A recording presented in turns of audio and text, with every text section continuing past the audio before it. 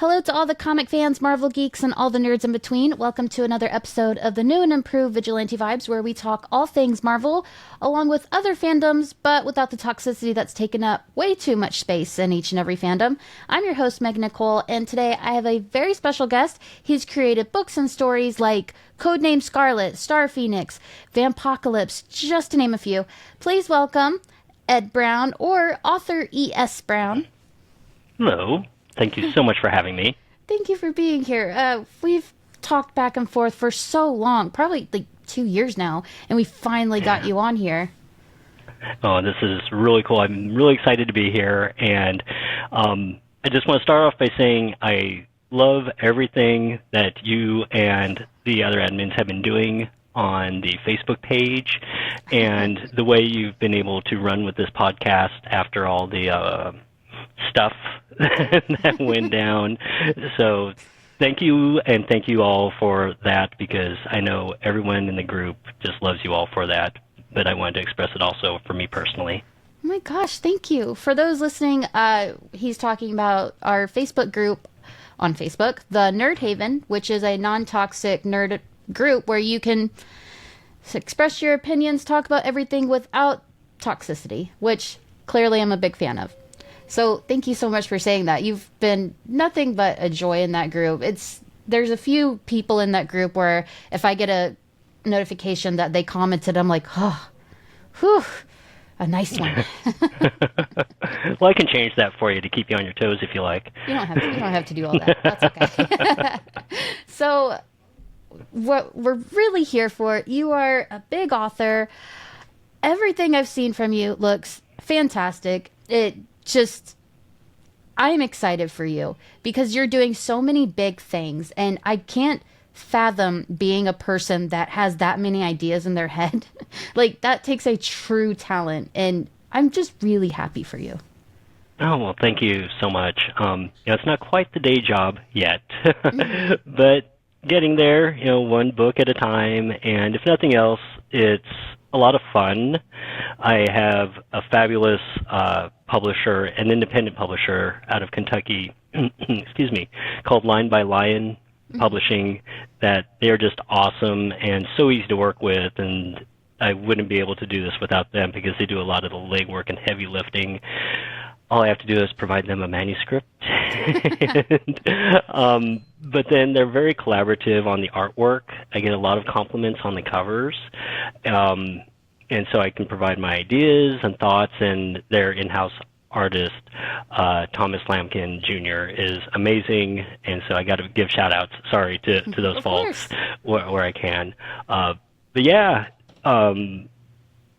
it's a lot of fun, and it gets me out there, and I have stories to tell, but no, it's crazy trying to keep them all straight in my head.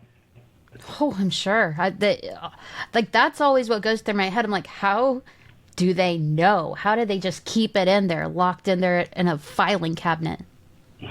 Well, one of my biggest fears is that someday I'll get to the point where I'm big enough to where folks seek me out at like conventions and whatnot. And let me backtrack a little bit. There's actually a few folks that do already, just to buy my new books and to see what I have out that's new, which is amazing. And I'm just so in awe of that. And that is so awesome. It's such a great feeling, and being able to see these folks year after year at the conventions that I do. But my biggest fear is that someday someone's going to show up and start pointing out all the problems and plot holes from where, back in the first book they said this, so they can't possibly be doing this now in book 3. How did that happen? And blah blah blah. The problems that people like George Lucas have, from their fans. Someday I long to have those problems, but at the same time I fear them. It's something I never thought about until I think it was Josh Brolin said that MCU fans come up to him and say, you were so good as Thanos, but did you ever think if you had the power to get rid of half the universe, then you also had the power to give more resources? And he was like, bro, I just play Thanos. Like, stop. And I was like, imagine if you were the one that wrote the script. Right, exactly. It's like, dude, I'm not. So I'm just showing up to get paid for a gig. Yeah. That is a big thing to wonder, but it's also like that, like someone could take that as you're really that into it. You're paying that much attention. So that's something, Yeah. but it's also like, damn, man, do you give them a prize? Like, you're the first person to point it out. This was my plan all along. Right. Exactly. It's like, oh, yay. Here you go. A no prize. So, what got you started as a writer? Was there a particular moment or event that made you decide to pursue writing seriously? Well, the catalyst for me wanting to become a writer was when I saw, and I'm going to date myself a little bit here, the original Star Wars in a movie theater when I was 7 years old.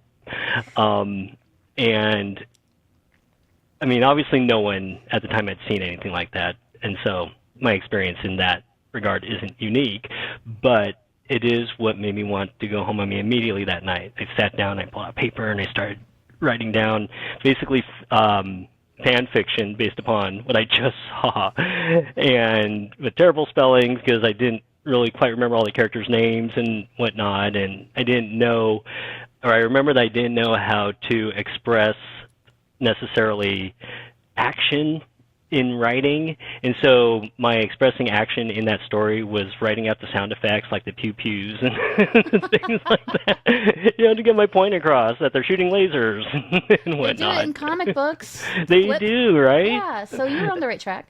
Exactly. So that's what made me want to become a writer. But then, life takes you where life takes you, and I didn't revisit the whole idea until about the year 2000. I started just having ideas for it. Originally, I really, really wanted to make a comic book. And I had ideas for what my characters looked like and the powers they would have. But then I realized that would take a lot of work because I would want to draw it, and I can draw, but I'm very slow at it because I don't do it very often. Okay. So I didn't pursue that and decided, well, I can write. And at that point, I was far enough in my life where I knew I was a decent writer. So I decided to start putting notes down and culling them into larger paragraphs and chapters and stories. And my first book took me almost 15 years from the very first notes I remember on Post-its and napkins that I threw in a box to actual publication. Wow, that's amazing though. I like that. So you just had these Post-it notes with like ideas or things to remind you of, and you threw it in a box, and then do you still have the box?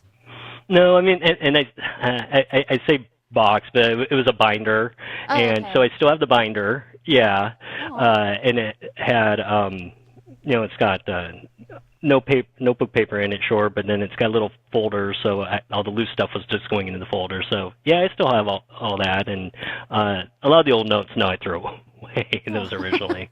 Yeah. Well, that's really cool. You still have it.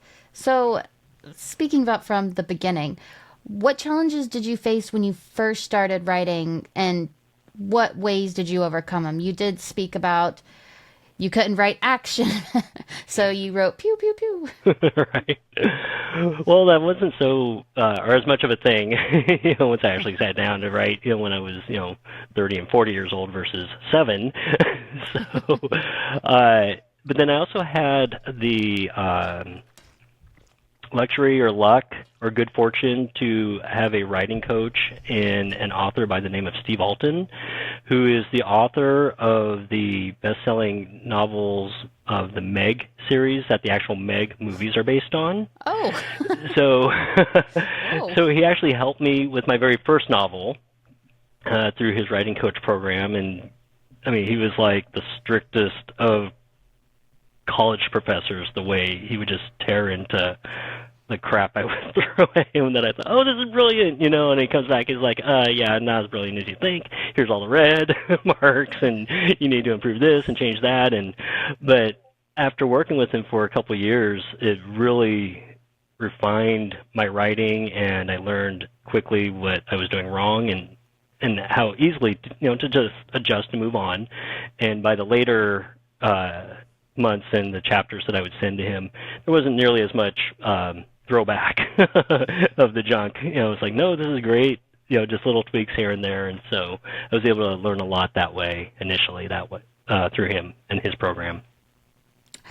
Wow, that's really cool. That's such a big deal. The Meg is huge. That's crazy. Yeah. So Yeah, I was very, very lucky to be able to work with him on that. yeah, that's amazing. So you did say that Star Wars is a thing that like got the fire, I guess the flame lit, you could say. Was there a specific author or book that influenced your decision or like shaped your style in any way? Mm, well, definitely some from Steve Alton. I mean, how can it not be? Yeah, Because of course. I've read a ton of his books, and then, of course, through his coaching. But then I'm a huge Ian Fleming fan from, James Bond. Yeah. The style of writing is that he did, I just loved, and I actually tried to employ some of that in my writing of Codename Scarlet, because Codename Scarlet is essentially a female James Bond character with secret gadgets and exotic locations and whatnot. So I modeled a lot of how he wrote in how I wrote those books, but with less misogyny and racism, to be fair. Because he did have a degree of that in his books, for what it's worth. Those I left with him, and I took the other things I could take from his writing and developed it from there. Well, on behalf of women, we appreciate the lack of misogyny you have. Right on. I have an amazing beta reader who actually complimented me on a couple of the scenes and how I handled them in Codename Scarlet, because she mentioned how some writers will tend to get more descriptive than they need to about things when really this is all that's happening. So all you got to do is say this, and so she was very appreciative about how I went about that, which made me feel really good. I completely understand her complaints. So that's amazing. That's awesome to hear. That's cool. So can you describe your writing routine? Like what do you do when you first get an idea and you're like, this is going to be a book? So, I mean, I can get ideas anytime, day or night. And I actually, in my phone, I have a OneNote, Microsoft OneNote. And it's broken up into, at this point, probably a dozen different tabs of different story ideas. And so when I have an idea, if it's part of a story that I already have going on, I mean, I have a Star Phoenix tab, I have a Scarlet tab, for those ongoing stories, but then I have a bunch of tabs for stories that I hopefully someday will be able to develop.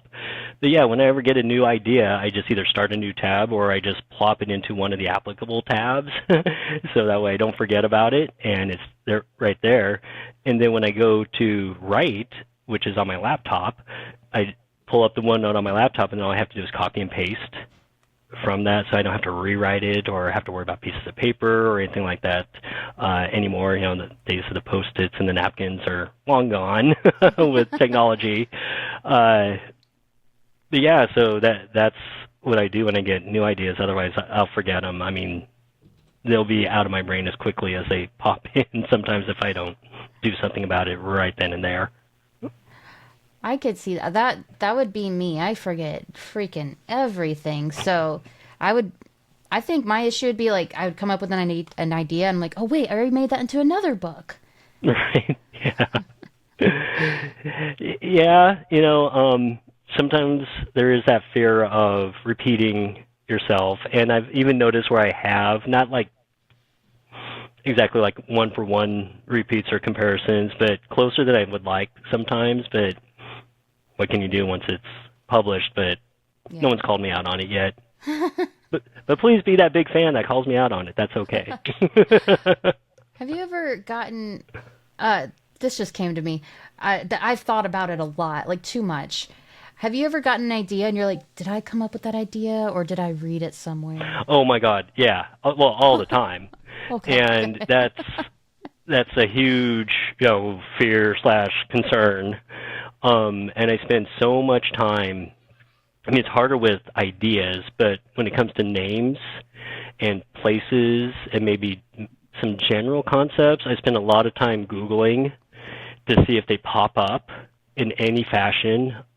When it comes to book titles, even, or synopses, I'll even pop them into Amazon and see what pops up to see if there's something similar already. Yeah, and I'm sure I'm not the only author that does these things, but it's a huge, huge concern, and I think I've done okay though. Yeah. I mean, everything's derivative, and you have to accept that. Everything is derivative of something, and especially this day and age with technology and information the way it is. On the other hand, that really works for me because I can, from my laptop in my home here in Puyallup, Washington, I can travel to Moscow through Google Earth and actually see street level what things look like, and then go over to my book or to my manuscript and start describing what I literally am seeing.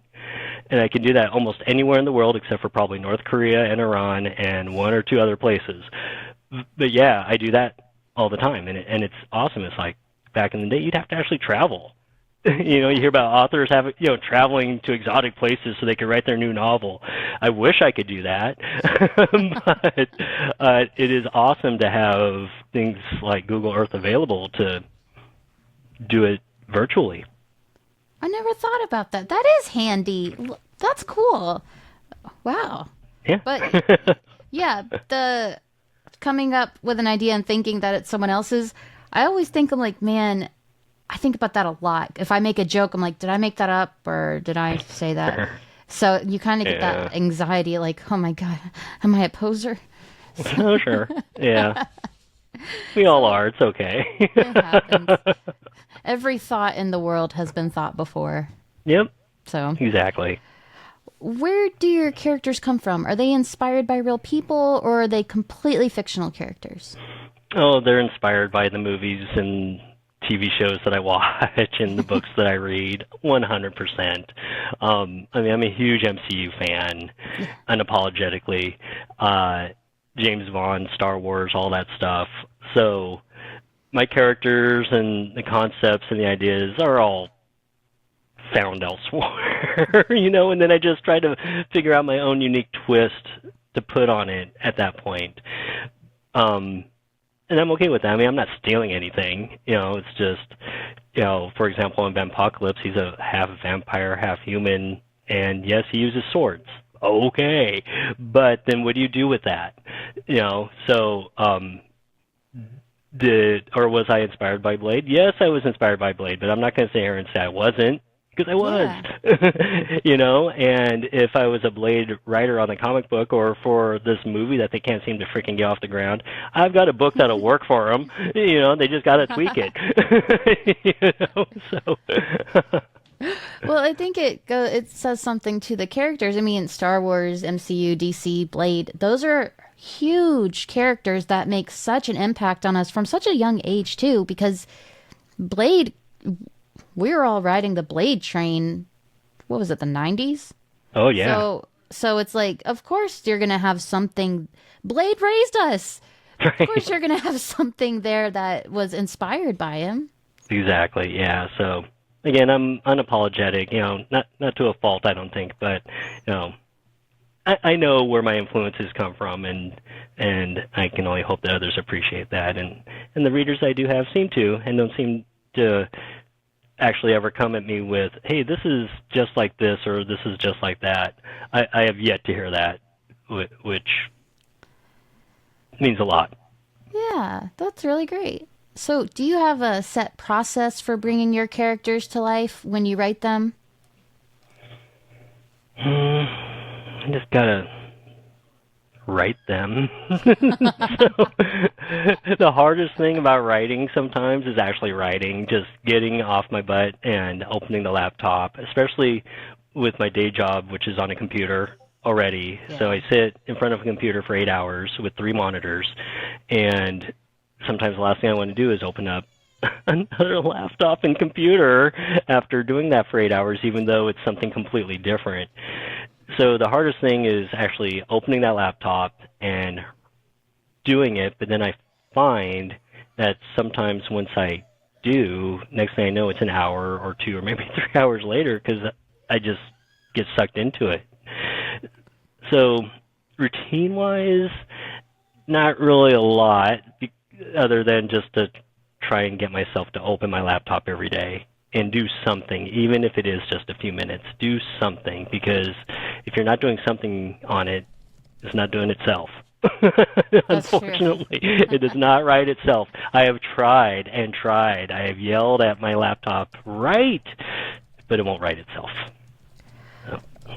Yeah, I feel like because once you start, it's just such a mentally big thing, and it's just, you just got off work, and it's like, oh, I just don't want to think anymore. But then once you get into it, you're like, you kind of get lost in it. Mm-hmm. I could see that. Yeah, and it's fun. You know, if it wasn't fun, you wouldn't get lost in it, and that's True. okay. It's very true. So, what do you do when you're feeling uninspired or stuck in your writing? Unfortunately, I stop writing, which is horrible because I'll hit spells where I won't write for weeks or sometimes months, and I'll feel a guilt about that. But then I do have to remind myself that guilt is coming from a place of just, it's self-imposed. You know, even though I have a publisher, it's not like they're looking at me going, hey, you have this deadline to meet by such and such for this manuscript and blah, blah, blah. That's not my reality for me as an author and working with my publisher. So, which I think is good, because I would rather not be forced to write, because then I don't feel like it would be genuine, because I have forced myself to write some days. And if it's 100% forced, it's just junk to start with, and then you spend more time rewriting it and fixing it, and not enjoying the process. So, for whatever it's worth, when I'm uninspired, I just don't write. So. I think that's such a real answer, because you ask that, and some people are like, "Oh, I just go for a long walk," or "I find inspiration in nature," something like that. Well, we both know isn't true, but it's exactly. Yeah, it's like you just don't write. I mean, I agree. Every time I see an author or someone that's like on some kind of schedule, you're kind of like, how though? You don't really know when inspiration's going to strike, so it's like you're kind of just forcing it. Exactly. You know, sometimes it isn't horrible, you know, if I've got my little one-note notes, and because that might inspire me. But if it's not happening, no. You know, and I'll try, and I'll maybe throw in an MCU movie or something, or pull out some comic books to see if I get some inspiration. And sometimes it works, but most of the time it doesn't. And again, I just have to remind myself that that's okay. I love your attitude. It's so chill. It's just like, if it happens, it happens. If it doesn't, that's okay too. And it's just, you don't see that very often. Everyone is stressed and everyone is running around just trying to figure things out. Yeah, you know, I have enough stress. We all do, like you're mentioning, you know. So, and I put myself under the gun enough as it is when it comes to my writing. So if I can give myself some space, I'm gonna, you know, because it needs to be fun. If it's not fun, why the heck am I doing it? You know, if it was the day job, and if I was making, you know, my living at this, my attitude would probably be a lot different. But at the same time, I wouldn't be working 8 hours a day, 40 hours a week at a completely unrelated different job, and then also having to do this on top of that. I'd be able to put in 8 hours a day writing, which I would love. That would be so awesome. And actually that might help me be more inspired, because I would have the energy each morning to just want to get up and dive into it, you know. And unfortunately, even if I wake up with that energy, I can't do it because I've got the day job. It's kind of in the way. Well, to segue from what's stressful about that, what has been the most rewarding part of being a published author? Oh, talking to people at conventions and whatnot. You I try to be engaging online, and I've got, my Facebook pages set up, which are great, but I don't feel like I'm very good at social media. So being at the conventions where, I'm not to a point where I'm being invited, I put in for a table, and they select who they select, and I'm very lucky that I get selected more often than I get denied. And I'm to a point where I've been at a few conventions a few years in a row now, like Rose City Comic Con, Washington State Summer Con here locally, and a couple others where, like I said earlier, people found me there a few years ago, and they come back year after year to see what I have out that's new. And being able to talk to not only them, but to folks who just stop and want to know about my books, is just amazing. Sometimes the things that happen. I mean, I had one guy who was an Army reservist who he bought a copy of Star Phoenix, and then he wanted to have his picture taken with me. And I'm like, and there's been a few folks who want their picture taken with me, which, for one, is just, I'm like, wait, what? Okay, I mean, it's an unreal feeling because I don't feel like I'm really that level. But then it especially hit when, this Army reservist who has been to Afghanistan, because we had talked and done this thing over there, and he wants a picture with me. I should be wanting my picture with him. That's how I felt. It's like, no, you've done a lot more, really, in this world than I have in the grand scheme of things. But yeah, so it's those interactions, and then the memories that come from that are just amazing and priceless. Well, I think it's apples and oranges. The guy in Afghanistan, he did do amazing things that we should all be very, very thankful for. But you did something for him too. You brought him joy. You gave him something to be happy about. So apples and oranges, Yeah, that's very true. That's very true. Thank you. You're welcome. So what advice would you give to someone who is thinking about pursuing a writing career? Oh my gosh. You have to write. I mean, like I mentioned, when I'm feeling uninspired, I just don't write. But then, like I also mentioned, it doesn't write itself. So you have to write.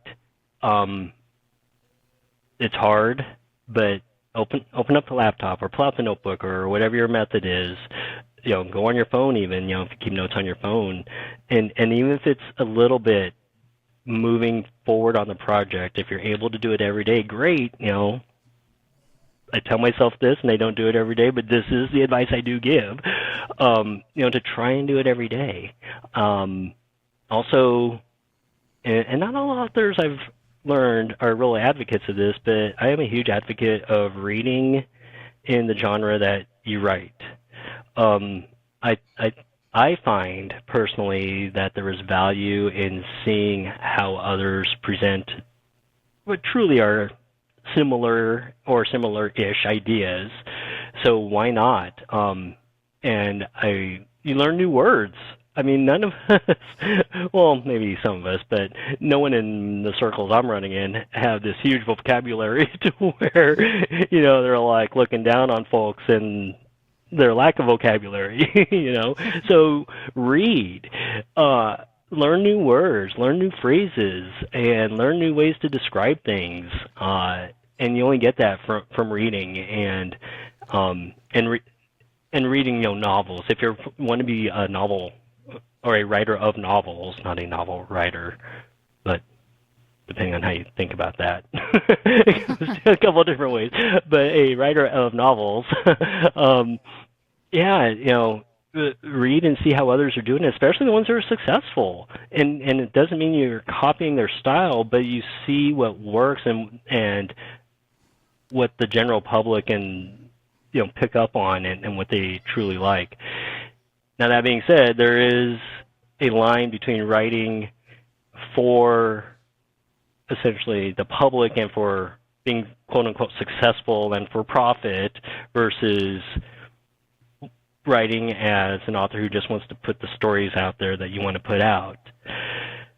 So you also have to decide what kind of writer do you want to be.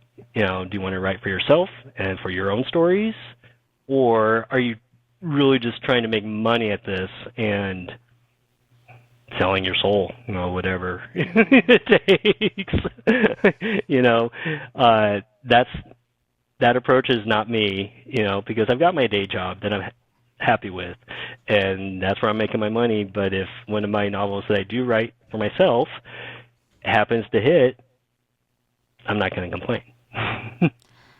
I completely get that. That's kind of the same with podcasting. It's like you don't do it to make money because it's competitive, and it's like just do it because you love it. You want to have an impact. It's your thing. So I totally get that.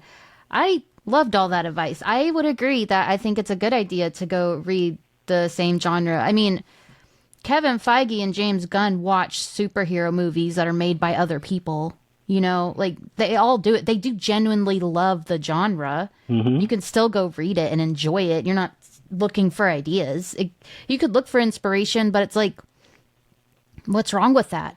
You're like you said, you're learning something new from other people. Yep, exactly. And you learn what also doesn't work, potentially, especially when it comes to, someone like a Feige, watching others' movies, you can easily see, even if you love a movie, well, this doesn't work, that doesn't work. To me, and granted I'm not a Feige, but it would seem to me that would be easier than pulling that same out of like reading, because if you're reading a Stephen King novel that's been a #1 bestseller and sold millions of copies, well, where do you decide what didn't work in a novel that's super successful? So, but still, you can decide for yourself what you want to take from the novels that you do read and how the ideas and thoughts are presented, and run with those. Yeah, you could see how they handled this situation, or how they explained away this situation. There's so many things you can take and use in your own inspiration. It's not stealing. It's not even really researching. It's just enjoying yourself. So, do you have anything on the horizons we should keep an eye out for? Don't all authors have things on the horizon? I don't know. I'm not an author. I don't know. Fair enough. Okay. Well, I think all authors do. But that being said, I am actually not in the middle. I am almost finished, like this close to being finished, of revising Star Phoenix, which Star Phoenix was my first novel, and it was released 10 years ago. So it's a decade old, and it is the one that Steve Alton worked with me on. But revisiting it, or actually, I wanted to maybe just revisit it with a new foreword that I could include, and let's maybe make it a little flashier with a new cover and some more aesthetic type changes. So I threw that idea out to my publisher, and she was all, well, hey, if you're gonna revise it, let's revise it if that's something you want to do. If you want to go through it, it's 10 years old, and take a look and see if there's anything you want to change or make better. So that's what I've been doing, and I've ended up adding a whole new first chapter and then completely revising the entire very last chapter, and then there is not a single probably page that doesn't have at least a word or something either made better or added or detracted or in some way, because I know more words now as a writer, being 10 years into this thing, and so it's like, I said this of the same way a few different times now, I can change that and be a little more creative. And again, nothing that anyone's ever really called me out on, but being able to have this opportunity to revise this in like a 10-year version has been awesome. Plus, I'm tying it into other novels, because my next novel after this revision of Star Phoenix is about a Korean girl who is who discovers she has sorceress powers when she turns 16, and I chose Korean because I'm half Korean. My mom's Korean, so a little homage to her because she grew up on a little Korean island, and my mom's hella old. Sorry, Mom, but she is. She was born in 1941. This is about a girl who grew up on an island, not back then, but now. But she discovers she has these powers, and then part of that is as she's learning about the powers, she realizes she can see other, for lack of a better word right now, other realms or other worlds. And what those other realms and worlds are characters and situations from my other novels. Okay. And so the whole idea is after I establish her in her own novel with that, then the next one after that, which I've got pages already built into of notes on this, is essentially a crossover event that's going to bring together almost Avenger style all my main characters from all my novels into a big adventure to where they've got a big bad, of course, that they all need to face off against together. And my Korean teenager sorceress is the one that brings them all together because she can bring these characters from these other worlds into hers to help her fight the big bad that she's facing against that she cannot fight alone. So that's what's on the horizon. That's really cool. So you're of Korean descent. Your mother's Korean and hella old, according to you. Yes. That's really cool. I used to live in Korea. I had no idea. What? Yeah. Really? Like, Yeah. for how long? 2-3 years, 2.5 years. Was that very long ago? Yeah, about 12, 13 years ago, maybe. I don't know. I was in high school. That's awesome. Yeah, so I'd like to read that one. Is she going to be living in Korea when all this happens? Like, we're going to see some of the cultural side of her? She's going to be, well, it's going to start off in America, but then she's going to end up going to Korea when she goes to learn more about her sorceress powers. Ooh. So that's where she'll learn and how to manifest some of her powers will be once she actually gets to Korea. Well, So- I'd love to write a review on that when it comes out. Oh, awesome. Yeah, Hey. I'm really excited. Yay. Right on. Cool. So this was You probably so know much- more Korean than I do, which is horrible for me to say. It is a hard language, and then you think like I might be able to survive there, and then bam, you have to learn Hangul, which is hard Oh, too. geez. And Yeah. it's like I might as well just not. It's not well. All right. So this has been so much fun getting to know you even more and hearing about your process. Thank you so much. I feel like I learned a lot from you today. Oh, awesome. No, this has been so fun. So, yeah. Thank you. You have to come back and talk about your next book that's coming out, and we have to go through all this again because this was too much fun not to do again. No, hey, I would love it. So, absolutely. No, this is great. But before we go, I want to just throw an idea out there, and this relates to the Facebook page. Okay. So if this is a dumb idea, just edit all this out. Hold on just a moment. You can edit that out too. I Excuse sure me. will. Okay, so because it's obviously it's a non-toxic atmosphere, and everybody loves that. And I do notice sometimes where folks will start off a post something to the effect of, "Hey, these are just my thoughts. If you don't agree, please move on. But I'm interested in hearing about people who, what your thoughts are on X, Y, Z, because these are my thoughts." And that, we don't see that a lot, but I've seen that on a few posts. Yeah. So, and my thought is on that, because again, I'm not very great at social media, but I don't drop a lot of like personal ideas and whatnot. Not only just on this in your Facebook group, but just in general, because I don't want to hear about any thoughts to the contrary. Sometimes just being fair No, and I being out, and know. just throwing it out there, right? So, I know. and I it's not get that, it. yeah, and it's not that I don't want confrontation or discussion, and sometimes it's very polite, but sometimes I just don't want to see it. I want to be in my little bubble of, hey, if these are my thoughts, can we bring like people in? Okay, so that was a big long way of saying this is my idea. What if there was something to where it was set up to for folks who want to post something like that, at the very top they start off with something like vibes post. So it lets everybody in the group know, oh, okay, this is, if I'm going to comment, I got to have like vibes on this.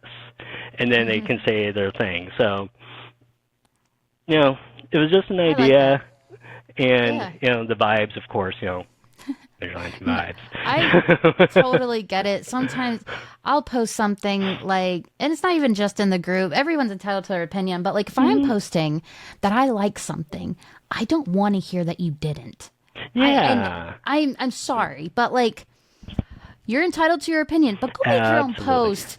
Get off mine. Don't bring me Right. down. Yeah, and I think that's where it comes from. And of course, everyone has their own opinion, and that's okay, and it's not about censoring or anything like that, because that's not the idea. But no, I just want to be in my bubble sometimes, and it's impossible on social media, Yeah. because of just how it's set up and it's the nature of it. But I don't know. I just wanted to throw that your way because it's something that was in my head for weeks now.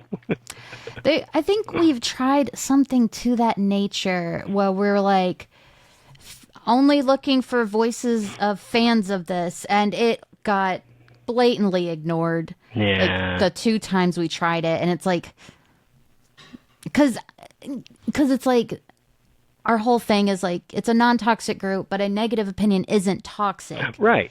So there's like this Absolutely. very thin line where it's like, yes, I respect your opinion, but I don't want it right now.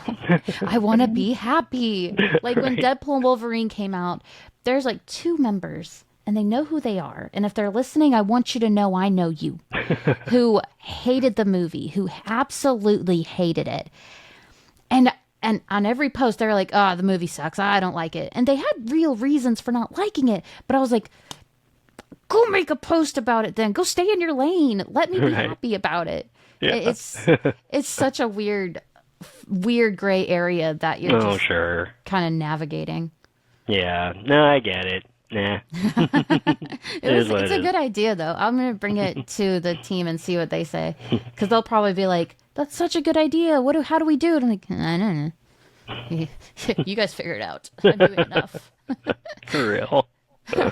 So now that we're at the end, why don't you tell our listeners where we can find you and where they can find your books? Great. So I do have a website, of course, author.esbrown.com.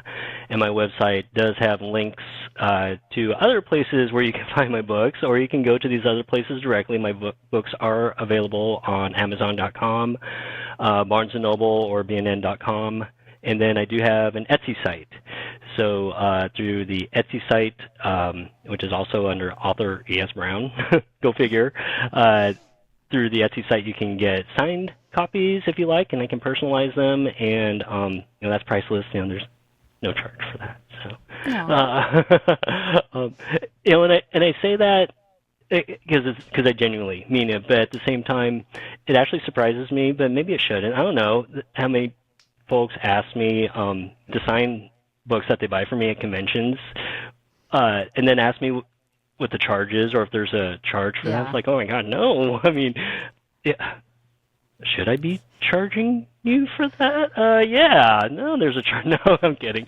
But no, the fact that they even ask, I'm like, no, there's no charge. So, like I said, I say that in jest, but no, there's no charge for autographs or signings or personalizations. But yeah, that's where all my books are available. Sorry, I'm very chatty. You're good. So here's the thing, Megan. Yes. As you know, I had my 8-hour day in front of a computer, and about 2 p.m. it's like, yeah, we're doing that 5-hour energy. And that was after like 8 cups of coffee this morning, because I have this big podcast interview coming up at 5 o'clock today, and I need to be ready. And now I'm a little over ready because I can't stop talking. Sorry. That is the opposite of a problem on a podcast. Because I've done some episodes where I'll ask them questions and I'll just get like one word answers, or they're like, no. And then you kind of like, nothing else. So we interviewed a voice actor who did that. And I was like, and it was our first one we ever did too. I don't want to call him out, but he was kind of a dick. But after that, I was like, I don't want to interview anyone ever again. And then I interviewed someone else, and I was like, oh, that was just that person. So you have the opposite of a problem right now. Oh, right on. So thank you so much for being on with me. It was an absolute pleasure. You're invited back anytime. And this was very exciting for me because it's been so long we talked about doing this, and I'm sad we finally did. No, this is so awesome.